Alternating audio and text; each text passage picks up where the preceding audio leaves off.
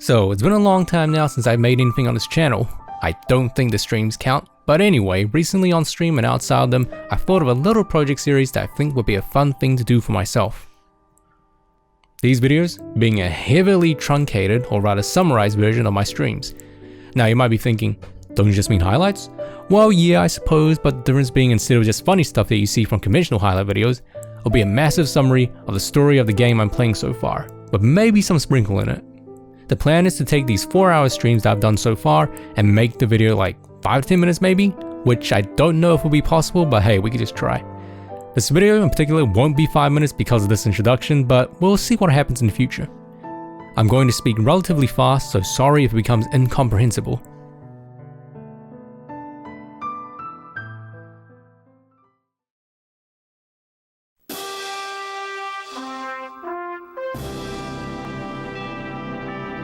Alright, so first up, the first stream of Pokemon Colosseum I did. Now I've never played this game before, so this story summary is going to be amazing. So, we play as this very angry looking man that doesn't look like a 10-year-old, and we're not on the journey to become the ultimate Pokemon trainer. Our character's canon name is Wes, and we are first introduced to a cutscene of our hero busting out of not Dr. Wily and not Eggman's lab after stealing a mechanical looking arm. We then ride off into the desert in our pod racer with our Pokemon SPEEN and Umbreon as the lab explodes behind us.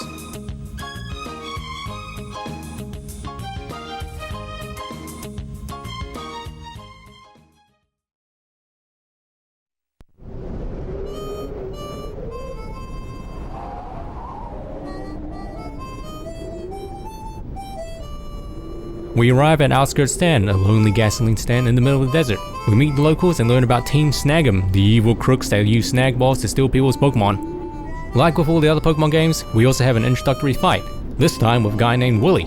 It is here we learn about the battle mechanics of Pokemon Colosseum. The game plays the same as the other Pokemon games, but with the added twist of double battles and still singles and Espeon and Umbreon as our starters at a relatively high level. Oh yeah, the animations for moves and attacks are actually unique and look quite nice. Wow. SPEEN! After the battle, Willy suggests we go to Phoenix City to battle more trainers. We reach Phoenix City and see some dudes kidnapping someone in a sack and battling shores. Upon winning, Folly, one of the grunts, quickly mentions that we look like someone familiar before running off. We help untie the knot and find a girl named Rui. She thanks us and asks these kidnappers use any peculiar looking Pokemon. They did not, and she suggests we go see the mayor of town when he leads. Before going to the mayor, we learn that the Pokemon in Phoenix City does not sell any Pokeballs due to there being no wild Pokemon around the area. Oh yeah, we also beat up an old man and took his money. Anyway, outside of the mayor's place, we are introduced to a totally not evil looking guy that looks like a mix of Riku and Ansem together with the ominous "I'm sure I'll see you again" line before walking off. With that done, we meet the mayor Escade and Ruri states that she saw a strange Pokemon with black aura that would attack people. Escade doesn't believe her but reassures that he'll order an investigation. He then suggests we visit the town's Pokemon Stadium in the meantime. Also upstairs, there was a lady that flirted with us. Oh hi, aren't you a cute guy? Hehe. Must be nice to travel with a cute girlfriend. Wow. In the Pokemon Stadium, we are unable to attend as it's already started. We take our leave and run to Team Snagem grunts. It is here that we learned that we were a former Team Snagem member, one of the best, and we stole the Snag machine. The Snag machine converts regular Pokeballs into Snag Balls that can steal trainers' Pokemon in battle. We battle the grunts and after winning, Ruri pretty much forgives us for being an ex-bad guy because we saved her, and suggests we buy some Pokeballs. We return to Outskirts Stand, and the chef gives us 5 Pokeballs he found and offers us the option to buy them in the future. Back in Phoenix City, something terrible has happened. We go see the mayor and are introduced to Mura B, a highly flamboyant disco man with a very disturbing Pokeball looking afro. Is that his hair? What am I looking at? What? Mura B tells us that Rui has an unusual power that can see things ordinary people cannot. He instructs Folly and Trolley to fight us as he takes his leave back to Pyrite City with his 3 Kermit Power Ranger boys. It is in this battle that we see Rui's hidden power.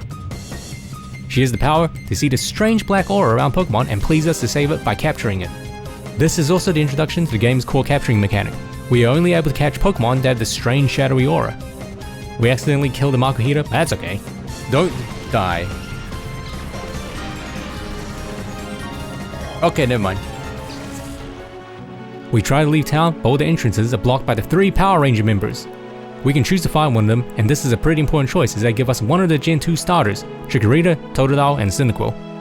There was a toss up between Totodile and Cyndaquil, sorry Chikorita, but ultimately I landed on Cyndaquil because Cyndaquil is cute. So we battled the red Power Ranger, but instead of getting a Cyndaquil, we get the evolution Quilava instead. This is the same for Chikorita to Bayleaf and Totodile to Croconaw. After winning the battle, we learn more about this shadowy aura around certain Pokemon. Murray and the gang have artificially closed the door to certain Pokemon's hearts in an attempt to make them into fighting machines. Rui assures us that we may reopen their hearts by battling more of them and suggests we go to Pyrite Town to see the baddies.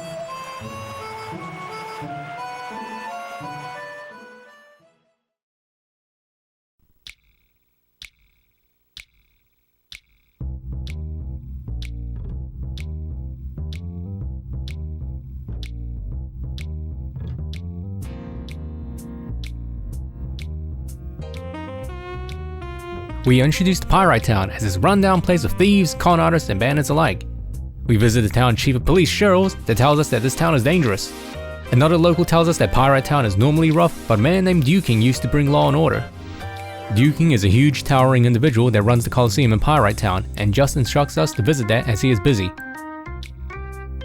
We managed to find Duking's children's secret hideout, as one of them does a very poor job at door security.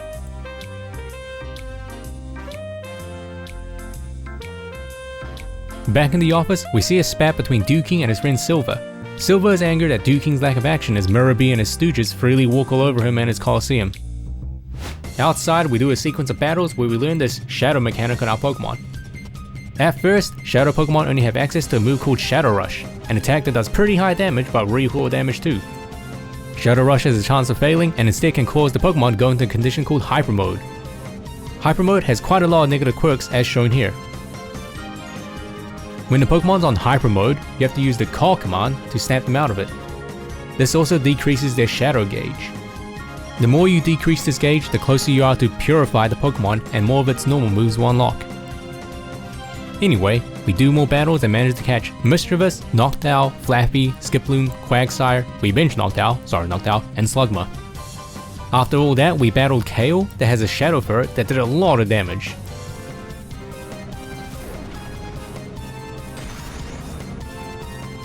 Jesus criminy. Cease. Cease the big damage you are doing to my sheep. Upon winning, Kale tells us that Murray has nicknamed these strange Pokemon Shadow Pokemon, and you also win one if you manage to beat the Colosseum. Meanwhile, evil is happening as Murray and Ansem discuss their plans. Basically, they're gathering data from giving these Shadow Pokemon to people, and then Murray dances away. Back in town, we attempt to go to the Colosseum, but are stopped midway as something terrible has happened in the generator room. Silver has ripped out one of the gears, causing the Colosseum to lose power, which is a very bad thing. Why'd he do this? I don't know, cause he was grumpy or something. Anyway, we are tasked to retrieve the gear back, which is lying conveniently in the construction yard. Upon returning to the power room, we are met with Duking again. This time he apologizes for his earlier attitude and thanks us. We put the gear back and the Colosseum has power again.